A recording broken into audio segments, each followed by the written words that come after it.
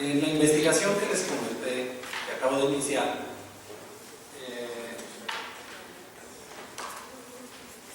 dividí las 4 etapas fundamentales del Partido Acción Nacional en su historia. Uno es de 1939 a 49, donde se da la fundación del partido y que abarca los primeros 10 años de la presidencia de Manuel Gómez Morín. La etapa de oposición, que fue del 49, aquí resalto la contribución de Adolfo Cristi Vivarrola como presidente nacional del PAN y coordinador de la fracción parlamentaria, y en el 99 que se dio el primer triunfo en una gobernatura del PAN. Posteriormente la etapa de gobierno, donde se analizan, en este caso, las reformas que propuso tanto los presidentes de la República como nuestras fracciones parlamentarias en el Congreso, y la época actual, que es de 2002 a la fecha, donde también han existido instrumentos políticos de gran relevancia, como es el Pacto por México, y actualmente el presidente Anaya promoviendo el sistema anticorrupción y la última reforma a la Constitución, que fue la reforma en la Ciudad de México. Siguiente, por favor. Sí, siguiente. Como ya vimos en la introducción,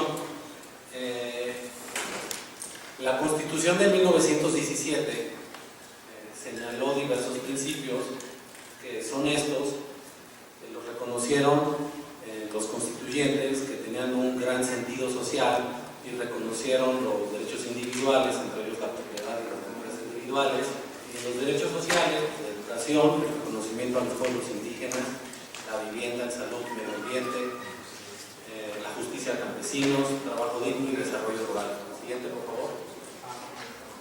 Siguiente.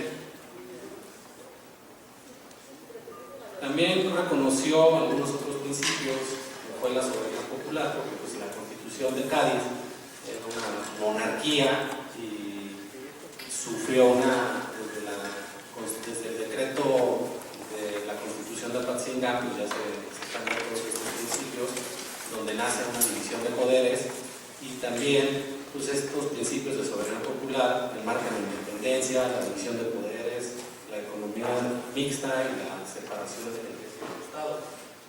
El siguiente, por favor. Aquí apunté algunos datos de nuestra actual Constitución. El texto original tiene 136 artículos y 16 transitorios. De 1917 a 2016 ha sufrido 684 reformas que se resumen en 227 decretos. Por eso yo les digo que pues, el día de hoy sería casi imposible, inclusive en mi investigación, pues estudiar cada una de las reformas. Esto tendrá que ir por etapas.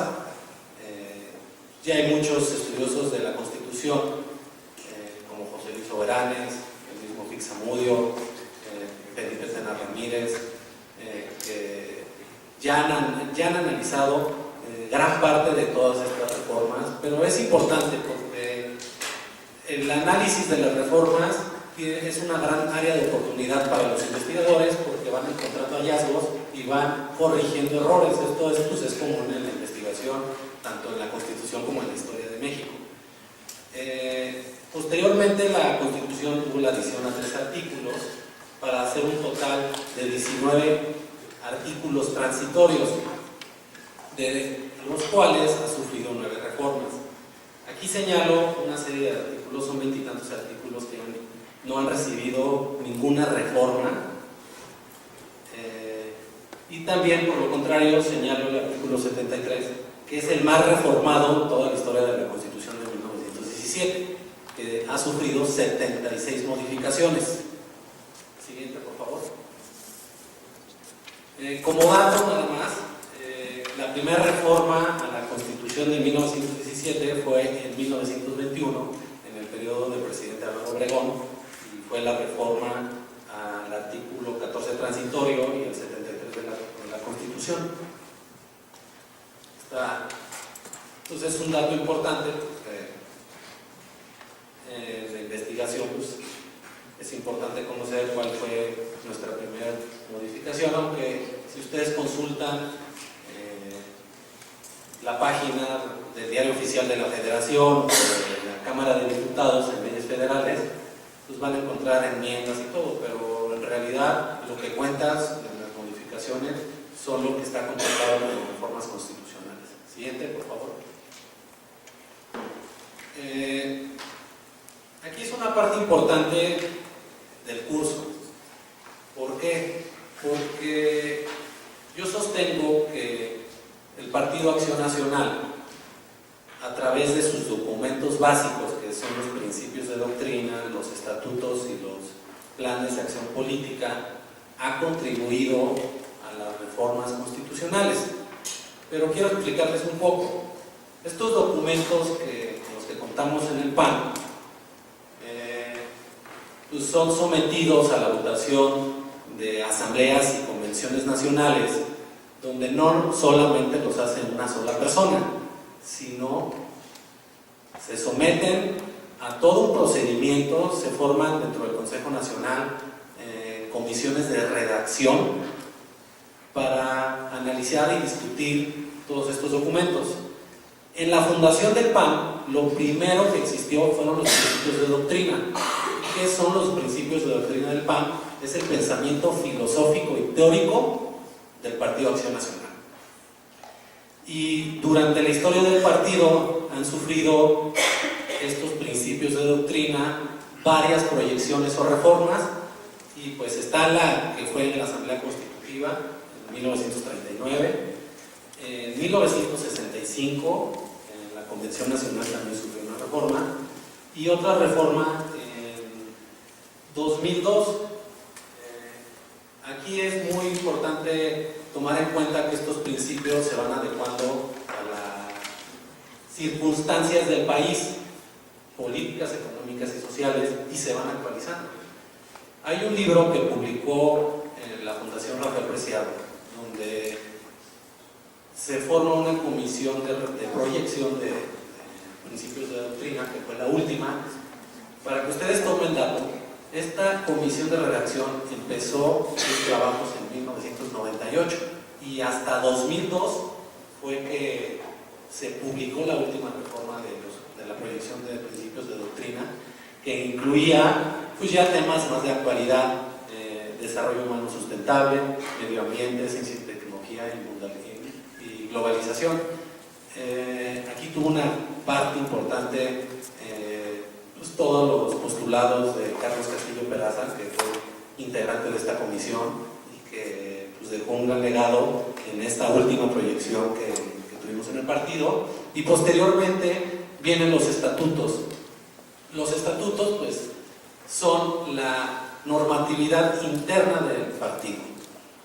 Estos estatutos, igual que los principios de doctrina, se han ido reformando y pues los estatutos más que nada controlan todo el trabajo interno del partido, cómo se forman secretarías, si existe un Consejo Nacional, cuántas comisiones hay, cuáles son las responsabilidades de los servidores del partido, cómo está integrada todo el Comité Ejecutivo Nacional, cómo se forman las comisiones, cómo se hacen las reformas de estatutos, cuáles son los derechos y obligaciones de los militantes, cómo se reforma todos nuestros documentos. Pues la verdad que también estos estatutos han sufrido una gran modificación. Ha habido 18 asambleas nacionales extraordinarias donde los militantes han propuesto pues, los proyectos que más convengan al PAN. En esta última que tuvimos, donde la fundación participó, me tocó participar en el año 2015 en las consultas estatutarias, pues fue un gran ejercicio porque salimos a todo el país y recogimos el sentir de todos los militantes, y un gran grupo de expertos pues fue quien catalogó todas las propuestas de los militantes, y entre uno de los temas más relevantes que tienen los estatutos fue crear la Comisión Anticorrupción al interior del partido. Siguiente, por favor. Por último, pues vienen los programas de acción política. Estos programas pues señalan cuáles son los objetivos del partido desde una interpretación doctrinal y pues, se sujetan con claridad a los asuntos de la vida mexicana, proponiendo soluciones constructivas. También en 2004, que fue la última reforma y es nuestro texto pues, el más actual, se propusieron o se introdujeron conceptos y principios como fue el desarrollo humano sustentable, medio ambiente, vida, empleo, igualdad para las mujeres, ciencia y tecnología y transparencia. Siguiente, por favor. Aquí les presento unas fotos que son parte del archivo histórico del PAN. Una es de 1939, que es de la Asamblea Constituyente, y ahí podemos ver las delegaciones. Y otra pues, es la directiva de nuestros fundadores, donde aparece Manuel Gómez Morín, Roberto Cosío y Crisario Cardoso. Siguiente, por favor. Pues todos estos documentos básicos, sobre todo la proyección de principios de doctrina, se basan en 4 pilares del humanismo, que aquí se los estoy presentando. Estos pilares del humanismo son la causa final del trabajo y pensamiento político del PAN y del deber cotidiano de todos los militantes. El humanismo pues, es una corriente filosófica que pone al ser humano desde un punto de partida y fin de toda acción política y económica. Y esto es parte del pensamiento del PAN y todos estos postulados, sobre todo en nuestras fundaciones. Existen fundaciones en la Cámara de Diputados, que es la Miguel Estrada Iturbide, la Fundación Humanismo Político, que es la del Senado de la República, cuida que las legislaciones propuestas por nuestros diputados y senadores sean de acuerdo a la proyección de principios de doctrina. Y esto es muy importante entenderlo porque pues hay dentro del PAN una gran auditoría de lo que se propone por medio de estas fundaciones y también mucho de lo que hace la Fundación Rafael Preciado Hernández, coadyuvar en el trabajo de las fundaciones tanto en la Cámara de Diputados como en la Cámara de Senadores. Y ya también pues se está haciendo un gran esfuerzo porque en todos los estados existan estos institutos académicos del PAN pues para que cuiden y vayan alineados las legislaciones estatales, sobre todo en las iniciativas del partido, a la proyección de principios de doctrina que se están proponiendo. Siguiente, por favor. Ok, aquí tenemos una tabla que puse las legislaturas, pues, digamos, más relevantes en las que ha participado el PAN. Hay una que es la de 1946, que fue la primera legislatura donde el PAN participó ya como partido político y nuestro presidente nacional fue Manuel Gómez Morín. Esta legislatura se integraba por 147 diputados y pues solamente tuvimos 4 diputados. Posteriormente, en la de 1958, ya pues, incrementó el número de diputados, pero sucedió que pues por cuestiones de la candidatura a la presidencia de la República de Luis H. Álvarez contra Adolfo López Mateos, hubo muchos incidentes de violencia y el PAN, a través de su Consejo Nacional, pues decide retirar a los diputados y no participar en esta legislatura. Pero bueno, no todos, llegamos a 6 diputados, no todos aceptaron, 4 decidieron participar en la legislatura, pero lo hicieron sin las siglas del Partido Acción Nacional. Y posteriormente a mí una legislatura que realmente me gusta leer e investigar, que fue la de Adolfo Cristi Vivarrola, que ya incrementó el partido a 20 diputados y que posteriormente vamos a ver toda la contribución de Cristi. Y la legislatura del 2000, que fue una de donde el PAN, pues ya como gobierno, pues tuvo la mayor representación, el 41% con 206 diputados en una legislatura integrada por 500 miembros. Siguiente, por favor. Pues como les comentaba, en las etapas que vimos al principio, les propuse que íbamos a platicar sobre la presidencia de Gómez Morín. Esta presidencia, desde su fundación hasta 49, pues duró 10 años. Siguiente, por favor. Aquí puse algunos datos importantes durante la gestión de Gómez Morín en el partido. Sí quiero recalcar que la presidencia de Gómez Morín pues, se caracterizó por ser una oposición férrea al gobierno. Nos congelaban absolutamente todas las iniciativas, no nos dejaban participar en tribuna, y en el 43 fue la primera contienda para renovar la Cámara de Diputados. El PAN compitió en 21 distritos de 147 y obtuvo únicamente el 5% de la votación. En julio de ese mismo año, del 43, el PAN reclama el triunfo en 4 distritos, 2 de Guerrero, 1 de Oaxaca y 1 de Querétaro, y pide la anulación de 8 adicionales. Pero pues la autoridad electoral, que en ese entonces era el colegio electoral, pues, en vez de resolver a nuestro favor, pues decidió elevar el resultado, y con eso pues no obtuvimos las diputaciones. Posteriormente, en el 46, pues ya el PAN obtiene 4 curules en las elecciones, uno en el distrito de Tacámbaro, Michoacán, con Miguel Ramírez Munguía, otro con Juan Gutiérrez Lafurán en un distrito del DF, Don Aquiles, que quedó en Aguascalientes, y Antonio Rodríguez por un distrito de Monterrey. Esos fueron nuestros primeros 4 diputados en el partido. Siguiente.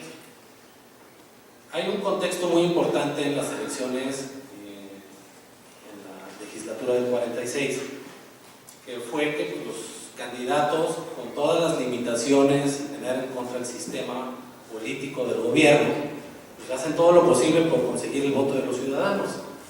Esto era pues, muy difícil por las circunstancias políticas que al PAN pues, no le dejaban colgar ni un gallardete. El gobierno y el partido oficial pues, ponían muchos obstáculos. Era difícil que los ciudadanos se pudieran incluir en el padrón y conseguir las listas electorales. Era casi un milagro que admitieran a los representantes de casillas del PAN. No nos daban las actas, y aquí los líderes del PAN jugaron un papel fundamental. ¿Por qué? Porque a pesar de que en el 46 obtuvimos los diputados que ya vimos anteriormente, pues don Manuel Gómez Morín, don Efraín González Luna y don Manuel Herrera y Lazo compitieron por unos distritos pues, para hacer presión al gobierno y que nos aceptaran pues, y nos reconocieran el triunfo de nuestros distritos. Y también pues, perdieron y defendieron su caso en el colegio electoral, y en el colegio electoral pues, resolvieron en contra del partido. Por favor, siguiente. Estas son algunas otras fotos también de nuestro archivo histórico de la fundación que se llama CEDISPAN. Una es la casilla 5 del distrito 11 en Iztapalapa, en las elecciones del 3 de julio de 1949, y otra es en 1955 en un mitin de campaña para diputado en el distrito 10 del DF. Siguiente. Veremos a continuación cuáles fueron las primeras aportaciones legales del PAN. Siguiente, por favor. En la legislatura del 46, que ya vimos que estuvo integrada por 4 diputados, describí aquí los ejes temáticos de las iniciativas del PAN, que fueron 22 iniciativas, de las cuales fueron 6 iniciativas de reforma constitucional y 16 iniciativas de reformas de ley. Estos ejes temáticos incluyen campo, comunicación, democracia, justicia, municipio, partidos políticos, política y trabajo. Siguiente, por favor. Pero ¿cuál fue el estatus de estas iniciativas en nuestra primera legislatura? Pues la mayoría se presentaron y las comisiones no les hicieron dictamen. Una iniciativa que derogaba el impuesto de exportaciones no fue incluida en el diario de los debates. La que ampliaba las facultades del Poder Legislativo para la revisión del presupuesto de egresos de la Federación fue rechazada por considerar el partido en el gobierno que era una teoría muy desprestigiada que el partido tuviera control presupuestal. Y ya lo vamos a ver, porque después ellos mismos proponen que la Cámara de Diputados, el partido en el gobierno, pues viera con sus sistemas de control constitucional la discusión del presupuesto de egresos de la Federación. Otras pues fueron incluidas parcialmente, otras más las hizo propias el PRI 30 o 40 años después. Nada más para que se den una idea, en el sexenio de Miguel Alemán pues se reformaron 20 artículos constitucionales y pues a nosotros no nos aprobaron nada. Como le he comentado, en ese entonces existía algo que le llamaban la congeladora y prácticamente todas las iniciativas del partido que realmente era una oposición real al gobierno, pues nos las congelaban. Siguiente, por favor. Aquí les puse cuál fue la primera iniciativa de ley aprobada al Partido Acción Nacional, que no fue una iniciativa de reforma constitucional, fue una iniciativa a la reforma de la ley electoral presentada por el diputado Javier Blanco Sánchez en 1963. Y fíjense aquí, porque más adelante vamos a ver lo que ya propone el PAN desde el 63, que fue que se incluyera una credencial de elector permanente con retratos. Posteriormente vamos a analizar las reformas en materia electoral, pero el PAN pues ya desde sus postulados iba empujando todos estos temas que eran para pues contrarrestar todo el control político que tenía el partido en el gobierno. Siguiente, por favor. Y esta fue la primera reforma constitucional que le fue aprobada al Partido Acción Nacional, que fue en 1965. Fue una reforma al artículo 79 constitucional y que fue publicada en el Diario de la Federación el 21 de octubre del 66. Esta reforma es realmente sustantiva. ¿Por qué sustantiva? Porque la propuesta fue que las cámaras reciban iniciativas y proposiciones durante sus recesos a las comisiones. Entonces, esto no existía en la legislación y ya cuando no sesiona en el periodo ordinario de sesiones del Congreso, pues ya le dio oportunidad a la Cámara de recibir las iniciativas y que se turnaran a estas comisiones. Siguiente, por favor. Aquí viene una de las aportaciones históricas más importantes que ha tenido nuestro partido. Les presento algunas fotografías que fue del Comité Femenil de Acción Nacional de 1952 y de algunas mujeres que participaron en el sector femenino del PAN en 1953, y esto se resume en el voto femenino. Hace unos días tuvimos la celebración del Día Internacional de la Mujer, donde pues todos los medios de comunicación señalaban pues, el reconocimiento de las mujeres de votar y ser votadas a cargos de elección popular. Siguiente. Pero para entender cómo propuso el PAN esta reforma al voto y reconocimiento de las mujeres, pues hay que entender primero qué es lo que pasaba internamente en el partido. Desde la Asamblea del 39 pues, participaron mujeres, tanto en la organización como delegados o como delegadas en la Asamblea. Tuvimos por primera vez delegadas en el Distrito Federal, que provenían del Distrito Federal y de Toluca. Para los que no son del partido, los militantes que participan en las asambleas se les nombra delegados. Ahí existe un pequeño procedimiento, tanto en los municipios como en los estados, para insacular a todos los delegados que puedan participar y que son los representantes de sus regiones en las comisiones y asambleas del PAN. Posteriormente, en 1939, se celebra la primera Asamblea General del partido, quedando de la sección femenil, quedando doña Amalia Solís Pallares como la primer dirigente de las mujeres en el PAN. Esto fue tomando importancia y relevancia después en todos los estados, se fue integrando muchas mujeres en el PAN y fueron haciendo contribuciones muy valiosas en los estados. Hay mujeres que en el CEDISPAN, en la biblioteca del partido, pues tenemos las biografías de todas las contribuciones que hicieron locales al partido y también en sus regiones en el país. Y posteriormente, en 1940, se celebra una asamblea general que los estudiosos de la historia del partido la señalan como la primera declaración de principios de doctrina que tiene que ver con las mujeres, que simple y llanamente señala que el reconocimiento de las prerrogativas que tiene el varón pues no son exclusivas de ellos, ¿no? Que también las mujeres pues deben de tener esta participación dentro de la vida política de México y sobre todo de la vida política de nuestro partido. Siguiente, por favor. Durante los trabajos que ha tenido el PAN, pues ha propuesto diferentes iniciativas al interior del partido. Una de ellas es, primero, que en aquella época fue el reconocimiento que la situación que vivía la mujer.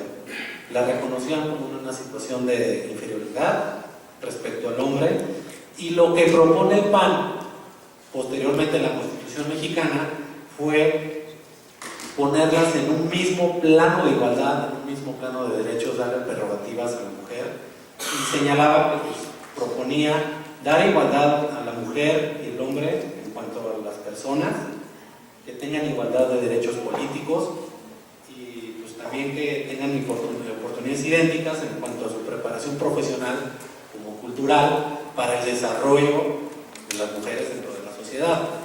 Siguiente, por favor. Esta fue una de las primeras iniciativas que propuso el PAN respecto al voto de la mujer, que fue en 1947. Fue una iniciativa al registro o a la ley del Registro Nacional Ciudadano, donde reconocía la ciudadanía de la mujer y la prerrogativa del voto de la mujer.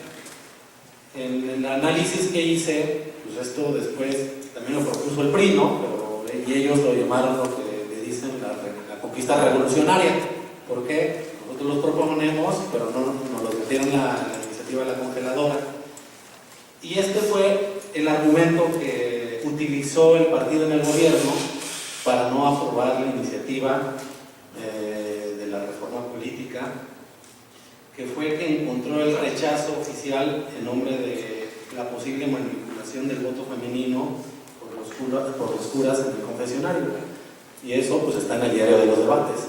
Así debatieron los legisladores, a pesar de que los diputados fueron impulsando fuertemente ya la participación de la mujer y también por un reconocimiento internacional. México, desafortunadamente, en los anteriores años a los gobiernos del PAN pues, se caracterizó por rezagos en los tratados internacionales y reconocimientos de los derechos humanos. Entonces, pues el PAN siempre ha estado impulsando estas importantes iniciativas. Siguiente, por favor. Ok. Posteriormente, ya el 4 de diciembre, Miguel Alemán envió una iniciativa donde reconocía el voto de las mujeres. En esa legislatura del 46, pues el diputado Juan Gutiérrez Lascurain del Partido de Acción Nacional dijo que sí estaba de acuerdo en la iniciativa, pero estaba de acuerdo parcialmente, ¿no? Porque pues, realmente el proyecto presidencial era incompleto, porque no reconocía de forma tal, y ya lo vamos a ver adelante por qué, el reconocimiento del voto de la mujer. El PAN posteriormente presentó una iniciativa el 24 de diciembre de 1946, al artículo 115, que fue aceptada esta adición a esa iniciativa y se le dio con ello lo que se le conoce el primer reconocimiento del voto de las mujeres, pero solamente para elecciones municipales, que se publicó el 12 de febrero de 1947 y que el artículo 115 pues ya señala y regula la manera en que va a participar la mujer como candidata a las presidencias municipales en los estados. Pues ya producto de la reforma y los resultados de la iniciativa, pues el PAN postula por primera vez a una mujer, que fue en 1947, con Delfina Botello, que fue candidata a presidenta municipal en la Cámara de Michoacán, y ella fue pues la primera candidata del partido. Posteriormente, en el sexenio de Adolfo Ruiz Cortines, se envió una iniciativa en 1952 donde se reforma los artículos 34 y 16 constitucional para conceder el voto a la mujer. Esto originó una gran discusión por parte de los legisladores del PAN, y les voy a explicar por qué. Porque el PAN pues ya venía insistiendo en que la participación de la mujer era clave y pieza fundamental en la vida política de México. Pero en la exposición de motivos de los legisladores del partido en el gobierno, pues los diputados del PAN no estuvieron de acuerdo, porque en el proyecto señalaba la palabra conceder, y el PAN en el debate en la tribuna dijo: oye, nosotros no le vamos a conceder ningún derecho a la mujer, les vamos a reconocer simplemente un derecho. Y esto originó un gran debate que pues con esas presiones pues se promulga y da pie a que en el proceso legislativo pues continúe esta iniciativa de forma positiva. Pero en la Cámara se expresaban diferentes tipos de debates. Uno era lo que ya les comenté: había mucha presión internacional porque México estaba rezagado en ciertos derechos. Pues también había un miedo en que las mujeres pudieran votar por los partidos conservadores o de izquierda, y eso se fue desvaneciendo con el tiempo a base de las luchas y de la organización política de las mujeres, en que se les reconociera el derecho a votar y ser votadas. Siguiente, por favor.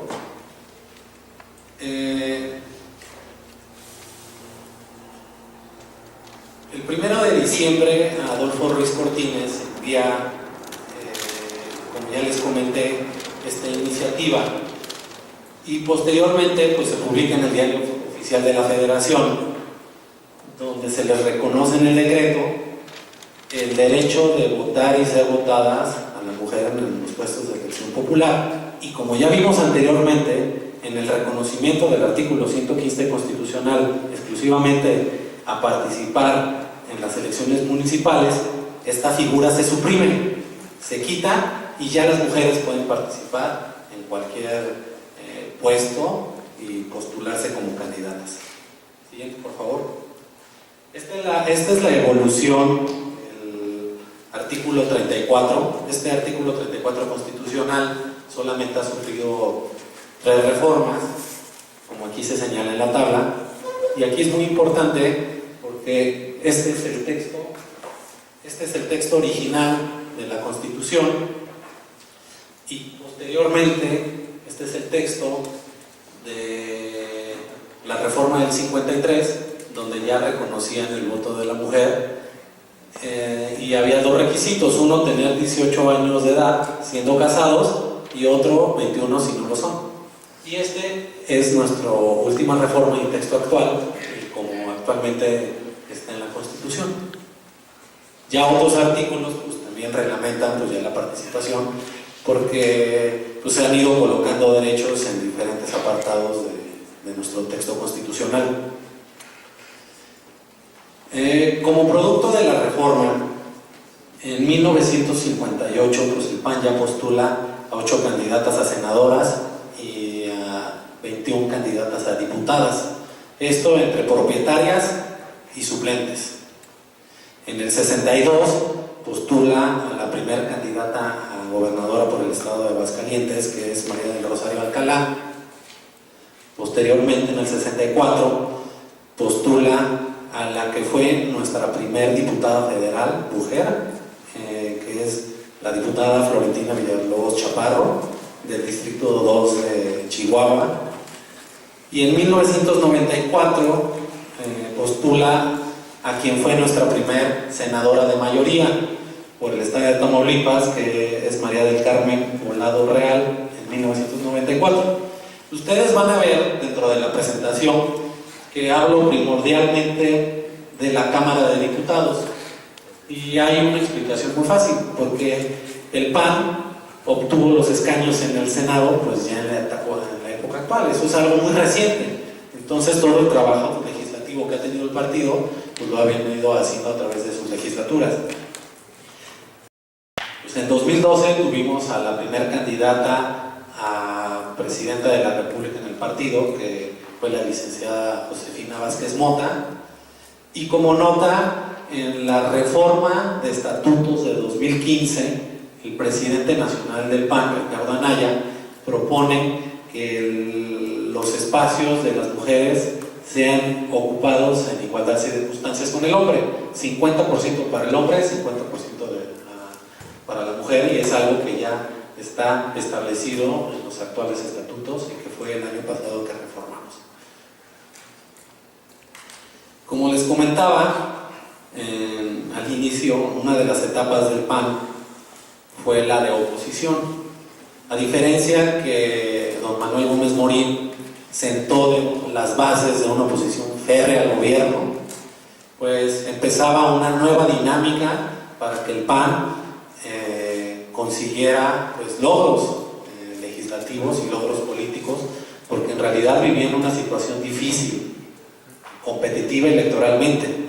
Y Cristi Vivarrola, que fue presidente nacional del PAN, se caracterizó por ser un hombre de diálogo y de apertura. Él tenía, siguiente por favor, tenía un espacio en lo que se le conoció la CFE, que era la Comisión Federal Electoral, y ahí pues negociaba directamente con el secretario de Gobernación. Anteriormente, en los organismos electorales pues no eran ciudadanos como actualmente son. Anteriormente, en la histórica CFE, pues participaba el gobierno, y el presidente de esa comisión pues era el secretario de Gobernación, y ustedes ya entenderán pues qué control político tenían sobre las elecciones. La presidencia de Cristi Vivarrola duró del 62 al 68. Alonso Lujambio, en un video que tenemos en la fundación, señala que Cristi Vivarrola pasa de ser un presidente abstencionista a ser un presidente participacionista. Por esto mismo que les digo, que ya hizo un gran esfuerzo el presidente nacional en turno por tener un diálogo directo con el partido en el gobierno. También hay que reconocer que esto causó muchas divisiones al interior del partido. No todos estaban a favor de eso, porque veníamos de una dinámica de oposición fuerte, pero pues a través del trabajo político de Cristi, que tenía un carácter fuerte, pues fue convenciendo a los integrantes del Comité Ejecutivo Nacional pues de que la oportunidad del PAN era esta, y que necesitábamos sentarnos con el gobierno para avanzar en la vida política de México. Hay una iniciativa que es muy importante, que negoció directamente Cristi Vivarrola en el sexenio de Adolfo López Mateos, tanto con el secretario de Gobernación como con el diputado Reyes Heroles, que fue la iniciativa de diputados de partido. Esta iniciativa de diputados de partido fue publicada en el Diario Oficial de la Federación el 22 de junio de 1963, y tiene varios incentivos esta iniciativa, sobre todo para los partidos de oposición. Uno, que genera un sistema multipartidista. ¿Esto qué quiere decir? Que incentiva a darle candidatos al PAN, porque en ese entonces exclusivamente existían diputados de mayoría y era muy difícil ganar en las condiciones de ese entonces en el país un distrito. Entonces, la iniciativa de diputados de partido genera que los candidatos y los panistas participen como candidatos. Cristi le decía, ok, no vas a ganar tu distrito, pero siendo muy competitivo vas a llegar a la Cámara. Y eso generó que muchos ciudadanos se volcaran al PAN y empezar a empujar, y cada vez obteníamos más candidatos. Eso también fue gradual, no cubrimos la mayoría de los distritos. Además que abre un espacio de pluralidad en el Congreso, porque pues construye espacios de diálogos con las demás fuerzas políticas. Como dato, y esta gran aportación de Christie a la legislación mexicana, en 1964 el PAN pasó de 6 diputados, como ya lo vimos en las tablas donde señalan el desarrollo de las legislaturas, a 20 diputaciones. O sea, fue un brinco realmente importante. Ya teníamos una participación significativa en el Congreso, y con eso pues se iba pues aflorando el trabajo del partido. Pero pues esta legislatura no nada más se caracterizó por tener 20 diputados. En verdad que tuvimos grandes personajes en la vida histórica, no nada más del partido, sino de México. Como pueden ver aquí, tuvimos como diputado a Miguel Estrada Iturbide, a Salvador Rosas Magallón, a Abel Vicencio Tobar, a Felipe Gómez Montt. Esta legislatura se caracterizó por un alto nivel académico de los diputados del PAN, por su conocimiento tanto en la técnica legislativa como en el derecho, como en la filosofía del derecho. Había diputados, Christie repartía los temas en las comisiones de acuerdo a los perfiles de los diputados, que en verdad la mayoría inclusive teníamos catedráticos muy importantes en las universidades, y pues se dice en el diario de los debates pues, que eran unas lecciones de derecho y de práctica parlamentaria de los diputados del PAN en el Congreso, y eso se sorprendió a propios extraños, porque los diputados del partido en el gobierno no esperaban una caballada tan fuerte, y esto originó que pues, el PAN fuera avanzando en todas las contribuciones a la Constitución. Siguiente, por favor. Vamos a ver lo que el PAN ha contribuido, como ya lo vimos en la credencial de elector, en los organismos electorales de carácter ciudadano y en el Poder Judicial a través de los tribunales electorales que pues, se hacen cargo de resolver las controversias de carácter electoral. Como ya lo vimos en el 47, el PAN promueve pues, una iniciativa a la Ley Nacional del Registro Nacional Ciudadano para otorgar una credencial de elector con fotografía a los ciudadanos que tuvieran 21 años de edad. Desde 1917 pues, existían ya diversos organismos que regulaban la organización y calificación de los procesos electorales. En el 17 existía una junta empadronadora, las juntas computadoras locales y los colegios electorales. Esto fue cambiando a través del tiempo. Ya en el 46, Ávila Camacho promulga la famosa Ley Federal Electoral y se crea la Comisión Federal de Vigilancia Electoral. Como ya les dije, pues desafortunadamente en esa época no teníamos un IFE ciudadano, teníamos un organismo y una autoridad electoral total y absolutamente controlada por el gobierno. Su presidente era el secretario de Gobernación y había otro miembro del gabinete, había un diputado, había un senador y 2 representantes de partidos políticos. Como característica, esta ley señalaba la creación de comisiones electorales y un consejo del padrón electoral, pues, que ahí fue recibiendo pues, modificaciones a través del tiempo. En 51, la Comisión Federal de Vigilancia pues, se reencargaba del registro de los nuevos partidos y expedía las constancias de mayoría. Esto fue regulado por la Ley Federal Electoral. Posteriormente, ya en el 73, desaparece la Comisión Federal de Vigilancia y nace la famosa CFE, que es la Comisión Federal Electoral, pues, con participación ya de los partidos políticos con voz y voto. Para que las reformas llegaran a la legislación mexicana, pues hubo unas crisis muy fuertes en el país, y esta fue durante la crisis del 76 y durante las elecciones. Desde su fundación, el PAN estableció como práctica analizar si participaba o no en las elecciones presidenciales. ¿Por qué? Porque no todos los miembros del partido y los miembros del comité estaban convencidos de que su participación abonara a la democracia. Y una entre las preguntas que se hacían es que si era conveniente presentar candidatos a la ciudadanía y si esto aumentaba espacios democráticos dentro de un sistema autoritario.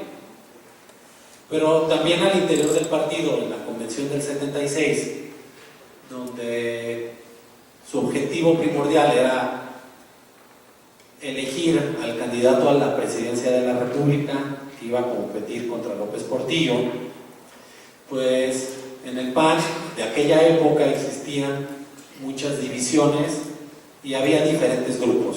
Uno, como ya lo comenté, que señalaban si era pertinente la participación del PAN en las elecciones. Otro grupo, que era el de Pablo Emilio Madero, y otro el de Salvador Rosas Magallón, ambos candidatos a la presidencia de la República al interior del PAN, pero en ese entonces el estatuto marcaba que tenía que obtener el 80% de los votos de los delegados. Eso era pues, realmente una cuesta muy arriba, y con las divisiones internas que existían en ese entonces en el partido, pues ninguno obtuvo el porcentaje estipulado, y el PAN pues decide no postular candidato a la presidencia de la República. Pero eso abonó también a que López Portillo fue el único candidato a la presidencia, y eso generó una grave crisis en México, que ya posteriormente veremos cómo abonó para que hubiera la reforma política electoral de 1977. Siguiente, por favor. Ya en 1977, en esta crisis que les he comentado, pues se publica una reforma política electoral que modificó 17 artículos constitucionales. Aquí están señalados los artículos, y elevó a rango constitucional el reconocimiento de los partidos políticos como entidades de interés público. ¿Esto qué quiere decir? Que los partidos ya podrían recibir un subsidio. También esto generó un debate al interior del PAN, porque no estaban muchos de acuerdo o seguros de recibir un subsidio de un sistema autoritario. Pero ya después, pues, a través del tiempo, pues, se tuvo que acceder a esto, porque también era muy difícil competir en aquellas épocas. Se incluyó una diputación de 400 integrantes, 300 de mayoría relativa y 100 de representación proporcional. Se introdujo un recurso de reclamación ante la Suprema Corte de Justicia para resoluciones del colegio electoral. Aquí es muy importante, antes existía una autocalificación, y esto era, el colegio electoral autocalificaba las elecciones de los mismos integrantes de la legislatura, y con ello nace el principio de representación proporcional, tanto para las legislaturas locales como para los ayuntamientos. Hay un libro realmente bondadoso para obtener todos estos datos. Uno es de Lozano Gracia, que se llama La Libertad, que marca todas las reformas que ha contribuido el partido, y es una gran contribución al acervo histórico del partido. Y otra es El tiempo de la legitimidad, de Juan Molinaro Casitas, que también hace referencia a toda la crisis que se vivió en ese entonces. Siguiente, por favor. La reforma del 77 pues no nada más incorpora derechos políticos, sino también incorpora el derecho a la información y las facultades exclusivas en el presupuesto de egresos de la Federación y la revisión de la cuenta pública. Recuerdan que en la lámina anterior les dije que pues, nos rechazaron que Congreso tuvieron control sobre el presupuesto de egresos de la Federación, pues ya después en el 77, pues el PRI pues, se anima y dice, pues vamos a entrarle a la revisión de la cuenta pública y del presupuesto de egresos. También establece diversas figuras, como es el referéndum, iniciativa popular, solamente para la expedición de leyes en el Distrito Federal, la facultad exclusiva del Senado de la República de analizar la política exterior de México, integra una ley de organizaciones políticas y procesos electorales y señalaba la representación de los órganos legislativos y modificó la integración de la Comisión Federal Electoral, también ya con la participación de los partidos. Esta comisión estaba integrada, como ya lo hemos visto, por la Secretaría de Gobernación, un representante de la Cámara, otro de senadores y representantes de los partidos políticos y un notario público. Siguiente, por favor. La elección de 1988 le llamo que fue, o más bien le llama Lozano Gracia, y estoy totalmente de acuerdo en su libro de Voto en Libertad, que fue el punto de inflexión para conseguir reformas en el sistema político mexicano. Anteriormente al 88 existía un tribunal contencioso electoral que se le llamaba el Tricocel y que ya posteriormente en la reforma de 1990 cambia el nombre a Tribunal Electoral TRIFE. Pero la participación de Manuel Cloutier en las elecciones de 1988 fue decisiva para conseguir reformas y conseguir un IFE ciudadano. Siguiente, por favor.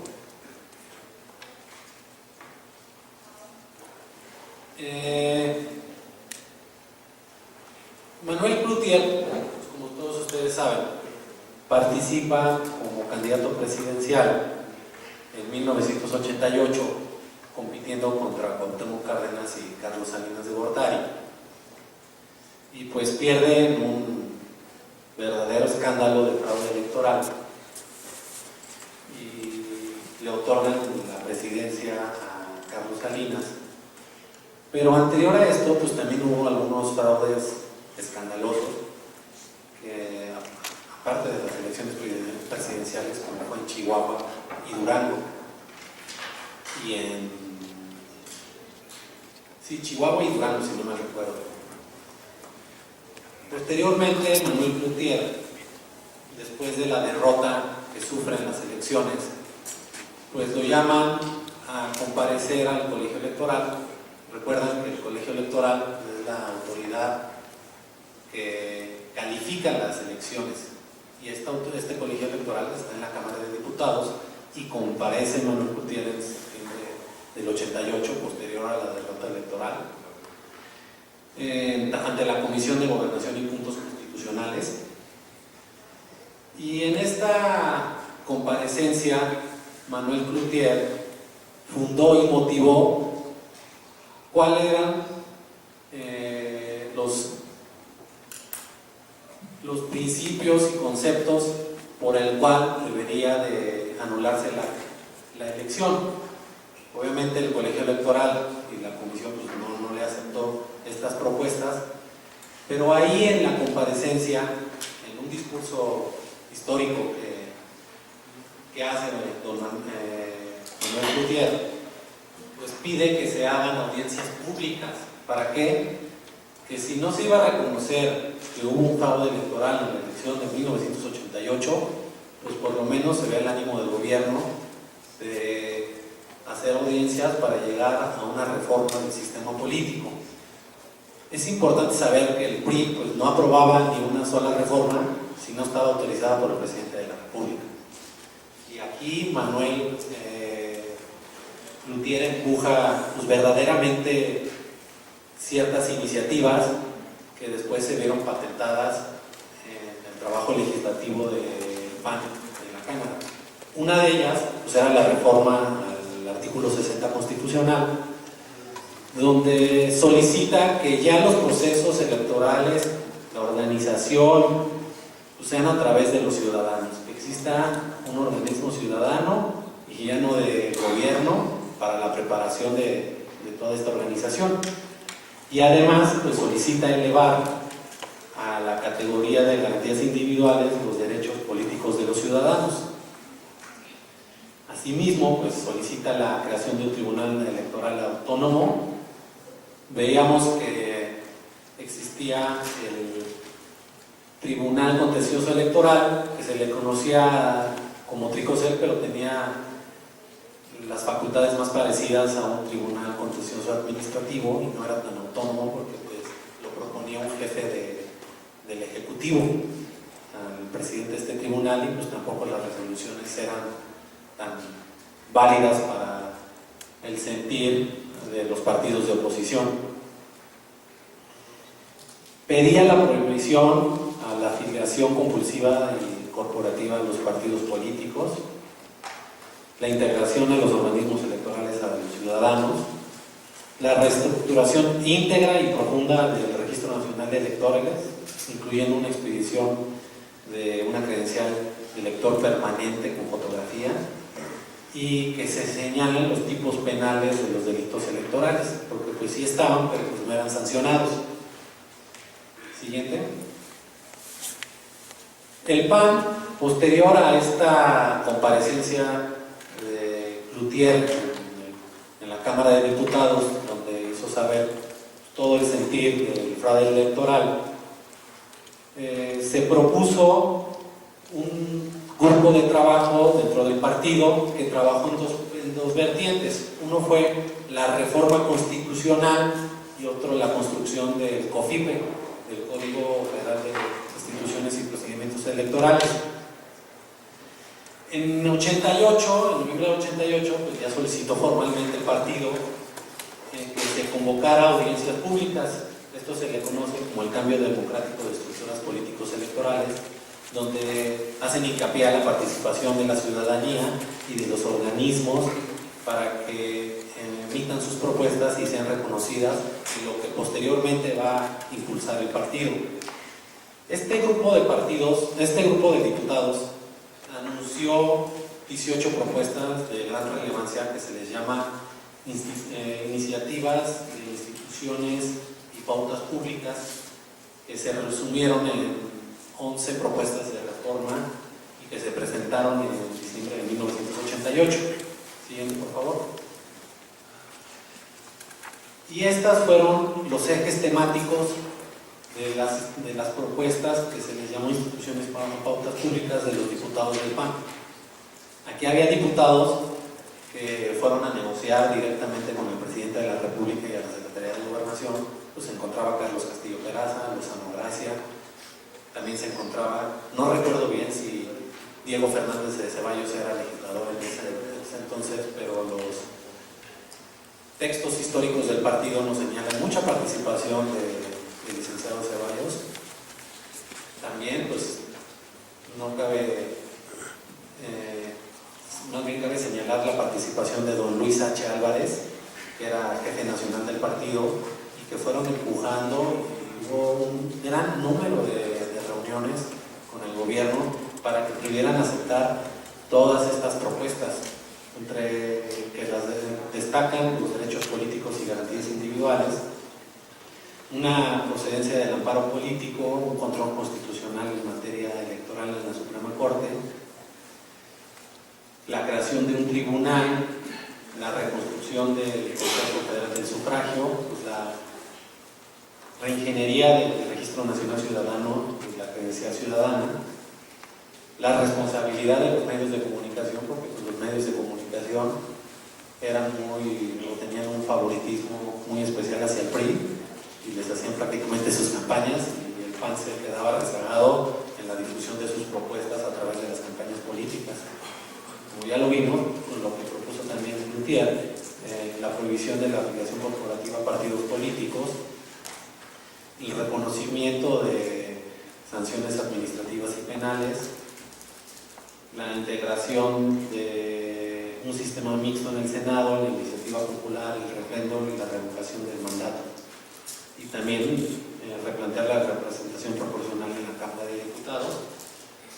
Siguiente, por favor. Y aquí señalo algunas propuestas que se vieron durante el proceso legislativo y las audiencias públicas en las que contribuyó el partido. Un dato significativo es que en esa legislatura el PRI no podía hacer reformas. ¿Por qué? Porque necesitaba, como incrementó la representación de los partidos de oposición, pues necesitaba ahora sí negociar con los partidos de oposición para que se vean patentadas sus propuestas. Y eso fue un aliciente al partido porque fue pues, la moneda de cambio para que se establecieran nuestras reformas. En ese entonces, la legislatura se componía por 260 diputados del PRI, 240 de oposición, de los cuales 101 diputados eran del Partido Acción Nacional y 139 diputados eran integrantes de lo que se le conoció el Frente Nacional Democrático, que son todos los partidos y corrientes de izquierda que hicieron un frente. ¿Y cuál era la posición al interior de la Cámara en los debates para las reformas? Uno, pues, los partidos de izquierda, era una descalificación absoluta al régimen. Y el PRI, ¿cuál era su posición? Pues la defensa del régimen y una descalificación absoluta a los partidos de izquierda. Entonces esto fue un aliciente porque el PAN pudo hacer la propuesta de la reforma, mientras que las dos fuerzas políticas de izquierda y del PRI se estaban peleando, pues el PAN siguió trabajando con este grupo de diputados y que realmente hicieron una gran provocación. En diciembre del 88, pues Salinas ya acepta ir a los debates públicos, en lo que se le llamó la garantía más urgente en el ámbito político, que fue la transparencia en los procesos electorales. Eso lo reconoció después de un alarmante fraude electoral. Posteriormente, en este acuerdo, pues manda las audiencias públicas donde pues todas las organizaciones podían establecer sus propuestas, y fue tal la presión del partido y de los partidos de izquierda que pues el gobierno aceptó pues, muchas de las propuestas. Tan es así que la misma Comisión Federal Electoral, encabezada en ese entonces por Fernando Gutiérrez Barrios, convocó a una consulta pública que se le llamó Consulta sobre la Reforma Electoral y Concentración de Partidos Políticos Nacionales. Siguiente, por favor. Siguiente. En enero del 89 se venían desarrollando todas estas audiencias públicas y posteriormente la Comisión Permanente convoca a un periodo extraordinario de sesiones. Esto también fue mucho por las negociaciones en las que estuvo participando Carlos Castillo Peraza y Diego Fernández Ceballos con el gobierno, donde les exigían ya convocar un periodo para que se vean patentadas las reformas. Y la verdad, si ustedes pueden ver, fueron años de trabajo. Esto lo estoy resumiendo, pero fueron años de reuniones y años de trabajo en que el PAN fue empujando las reformas y que fue de un análisis pulcro de lo que realmente necesitaba la legislación de ese entonces. Posteriormente, la Comisión de Gobernación y Puntos Constitucionales le fueron turnadas 30 iniciativas en materia político-electoral para su análisis. A la vez, esta Comisión de Gobernación crea una subcomisión para clasificar todas las propuestas y conceptos y principios constitucionales que se venían señalando en las iniciativas y para que posteriormente se presentaran en el periodo de 9 sesiones. Hubo coincidencias con las diferentes fuerzas políticas. Una fue los organismos electorales, el Tribunal Electoral, el reconocimiento de los derechos políticos y las responsabilidades. Entre abril y junio de 1990, pues se lleva a cabo otro periodo extraordinario de sesiones para seguir analizando las leyes, entre ellos el Código Electoral, el cual se aprueba ya el 14 de julio de ese mismo año. Y posteriormente, en 1990, se ve patentada la reforma constitucional en materia político-electoral y el 14 de agosto publican lo que se le conoce como Código Federal de Instituciones y Procedimientos Electorales. Como ya pueden ver, pues toda la participación del partido, sobre todo ese punto de inflexión que yo les comento. La participación de Manuel Cloutier en las elecciones de 1988 y anterior a la gobernatura de Sinaloa fueron claves y pieza fundamental para las reformas políticas. Manuel Cloutier, que era un empresario, antes de ingresar a las filas del Partido de Acción Nacional, él quiso, a través de los organismos empresariales, influir en el gobierno. Tuvo éxito, pero no el que él quería. Posteriormente se viene a la Ciudad de México a vivir, a seguir en sus actividades como líder empresarial y seguía empujando todas estas propuestas e iniciativas.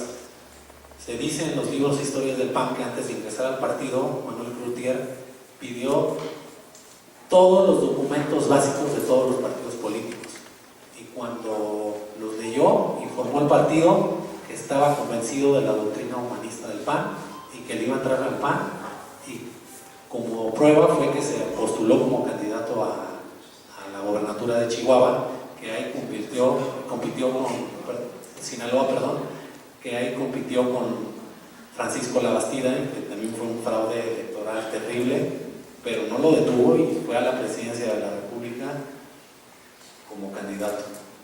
Siguiente. Ya como resultado, en abril de 1990, se crea el Instituto Federal Electoral.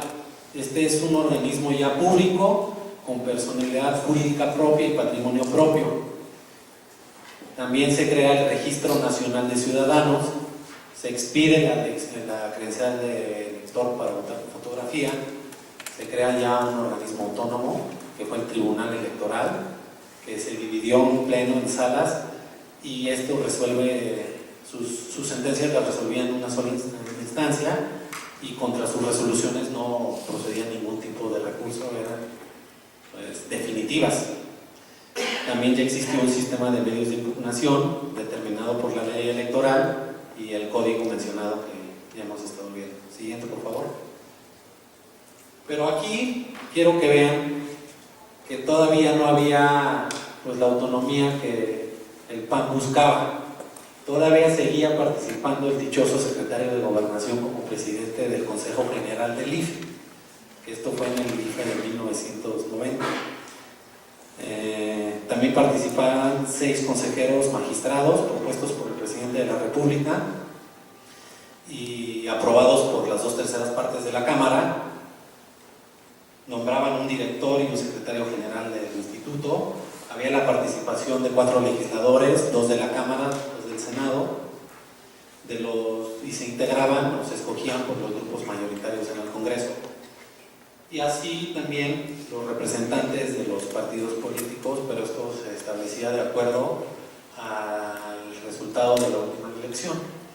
Pero pues al PAN todavía no le convencía que en 1990, con todos los fraudes que había habido, pues seguía la participación del gobierno. Siguiente, por favor. Y no fue hasta el 96, esto fue una época muy actual, y ya fue un IFE totalmente ciudadano. Ya el presidente pues era un ciudadano, había 8 consejeros electorales, hubo un secretario ejecutivo, los consejeros del Poder Legislativo y los representantes del partido político.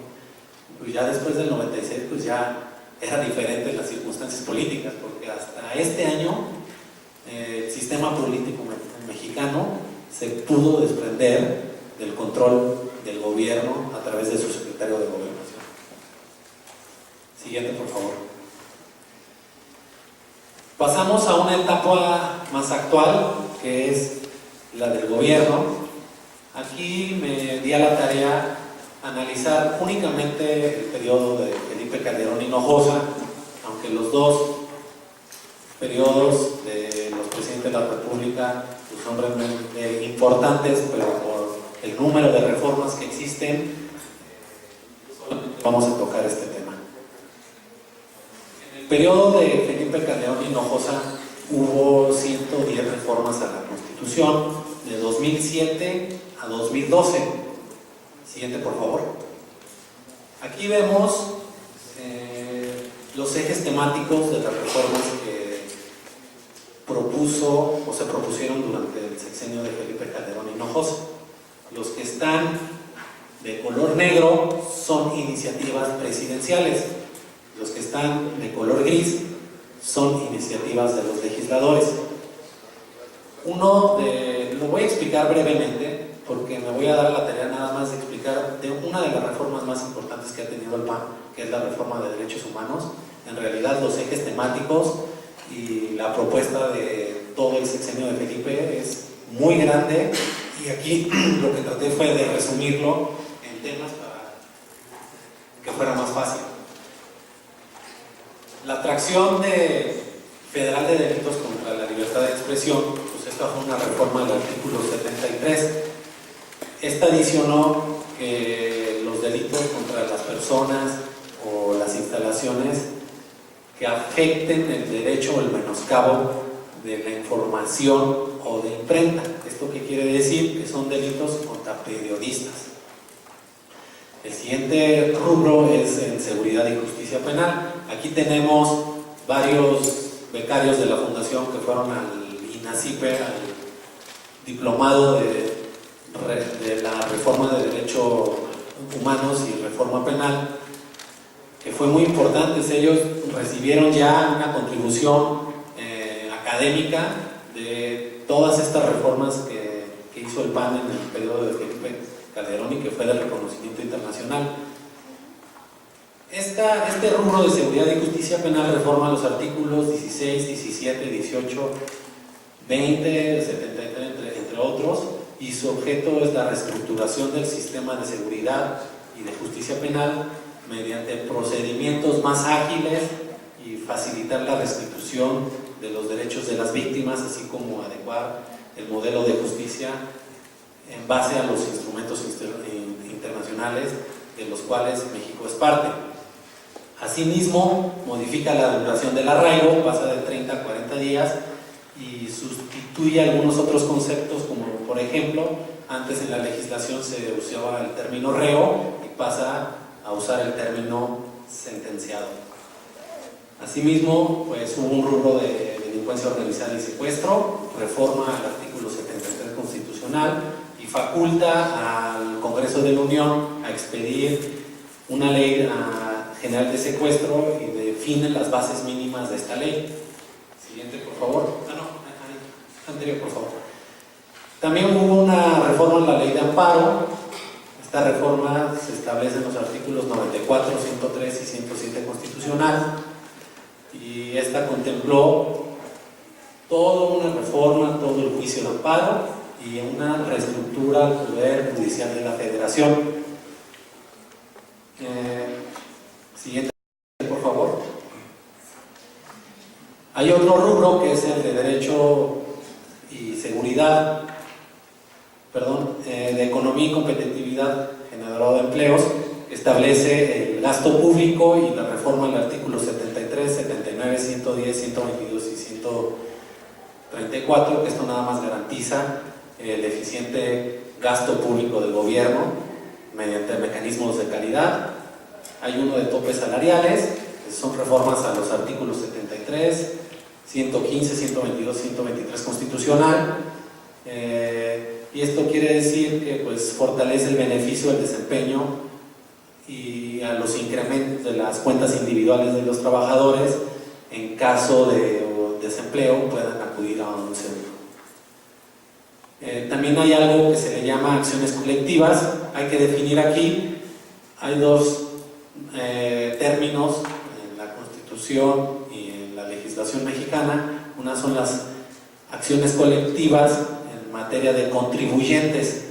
En esta no fue constitucional, a lo que se refiere son las acciones colectivas a la reforma del artículo 17, y que se concluye que conjunto de individuos, a través de un representante, puede acudir, si tiene un determinado interés jurídico, a los órganos jurisdiccionales, a los jueces, pues, para establecer sus demandas. Además, pues protege intereses en dos tipos de clases: los colectivos en sentido estricto y los individuales, esta reforma.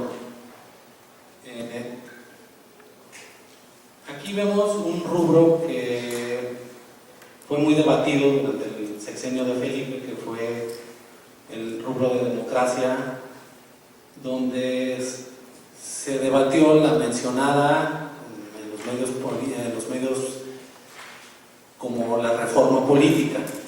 Esta reforma política, pues el presidente pues, mandó un sinnúmero de iniciativas, candidaturas independientes, iniciativa ciudadana, refrendo, quería reducir la Cámara de Diputados, tanto la Cámara de Senadores también, quería aumentar el umbral para el registro de los partidos políticos del 2 al 4%. Fueron 15 propuestas, pero la verdad solamente aceptaron estas 3, porque pues, en ese entonces el PAN no tenía la fuerza política en la Cámara o los números de diputados pues, para hacer un poco más de presión. En estas iniciativas presidenciales pues, se propuso un diseño equilibrado para otorgar más poder a los ciudadanos y fortalecer las instituciones, y reducir los costos de la democracia.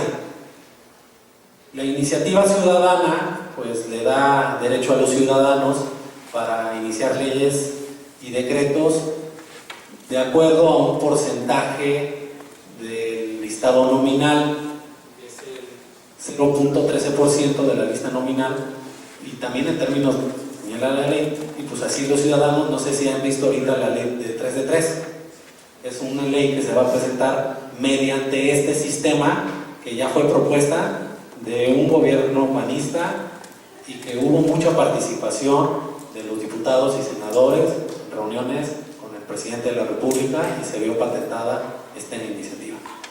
Otra fue la iniciativa preferente, una reforma al artículo 71 constitucional, y esto es que cuando inicia el periodo ordinario de sesiones, el presidente de la República tiene derecho a proponer 2 iniciativas, o en su caso, 2 iniciativas que ya propuso anteriormente y están rezagadas en comisiones, les pide que se dictaminen, y para esto hay un término, y este término es de 30 días naturales para que el Congreso pues discuta la iniciativa preferente del presidente de la República. Y algo que se le conoce como veto de bolsillo. ¿Esto qué quiere decir?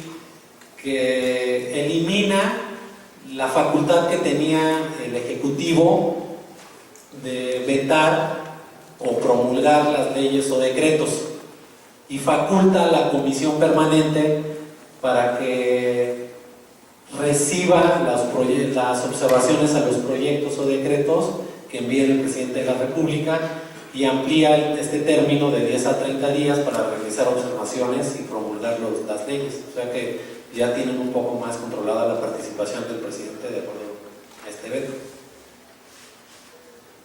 Siguiente, por favor.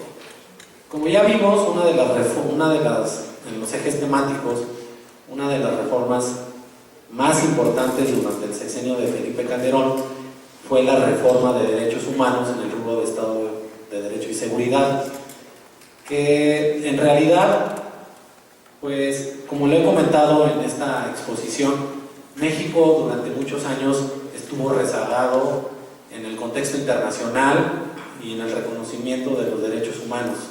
A pesar de que México participaba en diferentes convenciones y en la ONU, pues estuvimos rezagados, y fue hasta el sexenio de Felipe que pudimos introducir estas reformas. Siguiente, por favor. México desde 1945 es parte de las Naciones Unidas.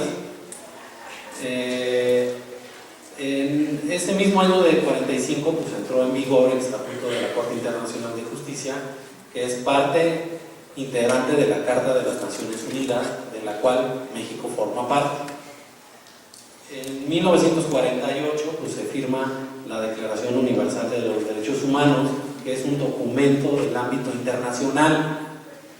Posteriormente, el Pacto Internacional de Derechos Civiles Políticos y el Pacto Internacional de los Derechos Políticos, Económicos y Sociales forman parte de los instrumentos internacionales que fueron ratificados por el Senado y por México en 1981.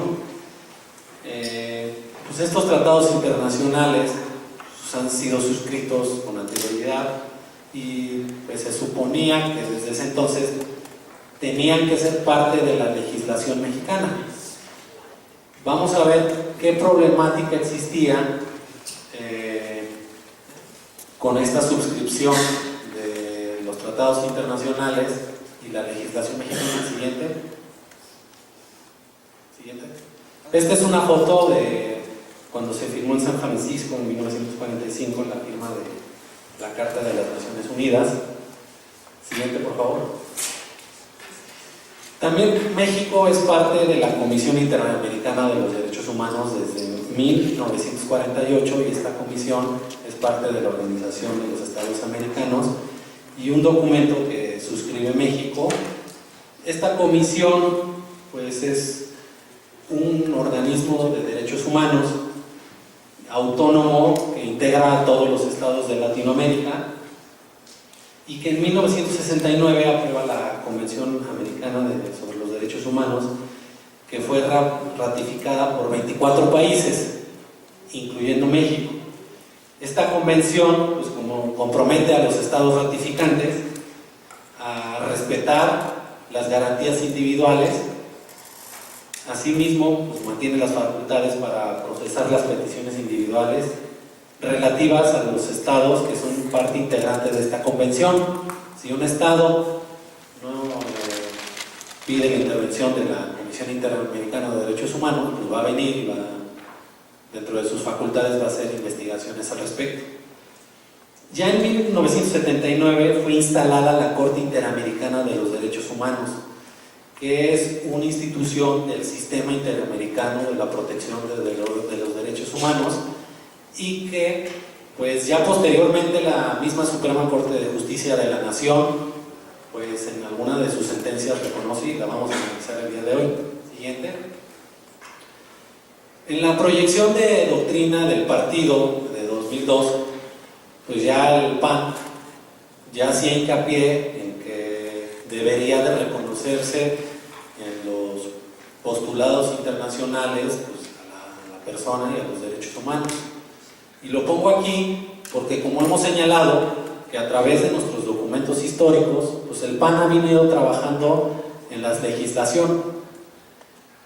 Y este documento, pues es parte de nuestros documentos básicos del partido. Para los que no son miembros del partido, pues hay algunos panistas que le dan más importancia a la proyección de principios de doctrina que a los mismos estatutos. Y eso es de gran relevancia, porque no conozco otro partido que lo haga de igual manera. Siguiente. Como les comenté, antes de la reforma de derechos humanos de Felipe Calderón, los derechos humanos contemplados en los tratados internacionales que México era parte, no eran reconocidos por la Constitución mexicana. Y por eso había un rezago, porque a pesar de que suscribimos documentos internacionales y fueron ratificados por el Senado, pues México no reconocía la legislación y la jurisprudencia del Sistema Interamericano de Justicia de los Derechos Humanos. Y el problema era una jerarquía de la norma. A nosotros en la escuela nos enseñaron por medio de una pirámide la categoría de todas las normas jurisdiccionales, y hasta la cúspide de la pirámide estaba la Constitución mexicana y abajo de la pirámide estaban los tratados internacionales. ¿Esto qué quiere decir? Que no estaban en un mismo plano de igualdad. La Constitución no podía reconocer una legislación que era inferior a ella, y por eso era el problema y era el empuje de los diputados del PAN para que esta jerarquización de la norma se elevara y estuvieran en un mismo plano de igualdad, y así el reconocimiento de los derechos humanos. Siguiente. Siguiente.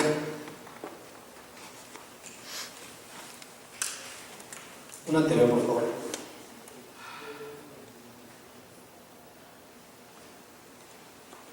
Bueno, México estuvo, como ya lo comenté, rezagado en esta contemplación de los derechos humanos en la materia internacional, pero también hubo un aliciente muy importante. El triunfo de Vicente Fox pues dio pauta a la introducción de ciertas reformas y leyes, como fue en 2001 la creación del Instituto Nacional de las Mujeres, que fue un logro de los gobiernos del PAN, y ya posteriormente en el sexenio de Fox también la creación del Instituto de Transparencia, que fue el IFAI, que también es parte del reconocimiento de los derechos humanos. Y entre 2006 y 2008 en la Cámara de Diputados pues, se analizan pues, un buen número de iniciativas, que fueron 31, y entre 2004 y 2010 pues, también la Cámara de Senadores analiza otras iniciativas, que fueron 14, de las cuales, de las 14 iniciativas en el Senado, 5 eran del PAN y 31 iniciativas eran 8 eran del PAN. Posteriormente, esto es parte del proceso legislativo. Los diputados analizan las 31 iniciativas que fueron turnadas a la Comisión de Puntos Constitucionales para su análisis y dictamen, y ya el 23 de abril de 2009 pues el Pleno de la Cámara de Diputados turna al Senado el dictamen para su análisis. El Senado pues a su vez el 28 de abril lo turna a la Comisión de Puntos Constitucionales, y ya fue hasta 2010 que esta Cámara pues lo vuelve a turnar a la Cámara para que otra vez otra discusión, y hasta el 8 de marzo pues estuvo ahí en el proceso legislativo, y como pueden ver fueron varios años. No fue hasta 2011 que Felipe Calderón pudo publicar la reforma de derechos humanos. ¿Y cuáles son, el siguiente por favor, los alcances de esta reforma? Uno, reconocer los derechos humanos. Sustituye las garantías individuales, el término de garantías individuales, por el término derechos humanos. Asimismo, introduce el sistema penitenciario, que esto quiere decir que todas las bases del sistema penitenciario, en sus conceptos y principios, deben de ser el respeto de los derechos humanos. Ustedes han visto acontecimientos no hace mucho en Monterrey, que hubo una riña en el interior del penal, pues donde no se respetaron para nada los derechos humanos, y este es el principio que lo atribuye. Otro es el principio por persona. ¿Qué quiere decir? Que todas las normas relativas a los derechos humanos que se interpreten de conformidad con la Constitución y los tratados internacionales favorezcan todo el tiempo a la persona, de la manera más amplia. Asimismo, pues establece la facultad de investigación a las graves violaciones de los derechos humanos. Anteriormente la Suprema Corte era quien investigaba las violaciones de los derechos humanos. Suprime esta facultad a la Suprema Corte de Justicia de la Nación y le da la facultad a la Comisión Nacional de los Derechos Humanos. ¿Esto por qué? Porque realmente la Comisión de Derechos Humanos en México pues, estaba acotada en sus facultades, no eran vinculativas en todas sus investigaciones, y con esto pues eleva sus facultades y son vinculativas, y pues es de gran relevancia. Asimismo, las recomendaciones de los derechos humanos pues establecen que todos los servidores públicos están obligados a responder las investigaciones de la Comisión Nacional, pero se puede dar el caso que los mismos servidores públicos hagan una negativa a las peticiones de la Comisión Nacional de Derechos Humanos, pero ya la misma legislación contempla que si estos servidores públicos hacen una negativa, pues tendrá que fundarlo y motivarlo, y aún pues puede solicitar a este mismo organismo la comparecencia ante los órganos legislativos para que los secretarios o jefes de despacho digan cuál fue el motivo de la negativa de la información en esta materia. También pues ya hay una autonomía de las comisiones de derechos humanos que es reconocida en las constituciones estatales, así como en el Estatuto del Distrito Federal, hasta el día de hoy, porque pues todavía no tenemos la nueva Constitución del Distrito Federal, y esto es garantizar la autonomía de los organismos, y también establece la elección de los organismos de derechos humanos y sus miembros del Consejo Consultivo, que estos deben de ser mediante una consulta pública y transparente, tanto la elección del titular de la Comisión Nacional de los Derechos Humanos como los integrantes del Consejo Consultivo, y le da la facultad a la Comisión de las acciones de inconstitucionalidad. ¿Esto para qué? Para que las leyes que pues en su valoración crean que van en contra de los derechos consagrados que están establecidos en la Constitución o en los tratados internacionales, pues puedan hacer uso de esta facultad de acción de inconstitucionalidad para que pues sean reconocidos de aquella manera. Como les comentaba, no bastó con la reforma de Felipe Calderón para que tuviera plenitud el reconocimiento de los derechos internacionales que están establecidos en los tratados internacionales. No fue hasta 2011 que por medio de una sentencia de la Suprema Corte de Justicia de la Nación resuelve pues, el problema que les hemos mencionado, que es el problema de la jerarquía de la norma. A pesar de que ya hay un reconocimiento en esta reforma de que todos los derechos humanos que estén establecidos en los tratados internacionales, no solamente los tratados que sean de carácter internacional, sino los demás con que tenga el concepto de derechos humanos, deben de estar reconocidos. Pues hubo una sentencia de la Suprema Corte que contempla que la jurisprudencia del Poder Judicial de la Federación y de la Corte Interamericana de Derechos Humanos, como ya lo vimos en las láminas anteriores, de la cual México es parte, pues sean norma interna. ¿Esto qué quiere decir? Que ya todas las sentencias de la Comisión Interamericana y la jurisprudencia del sistema interamericano son vinculatorias para los jueces en México y son norma interna. Solamente con una sentencia de la Corte que pues hay algunos estudiosos del derecho que dicen que es la más importante durante los últimos 20 años, porque ya se resuelve todas estas inconsistencias y ya no ponen en tela de juicio los criterios de la Corte. Ya reglamenta de tal modo el reconocimiento de estos derechos, tanto en la Constitución como en los tratados. En conclusión, todo lo que esté en los tratados internacionales son norma interna en México. Y para concluir, quiero mostrarles, siguiente por favor.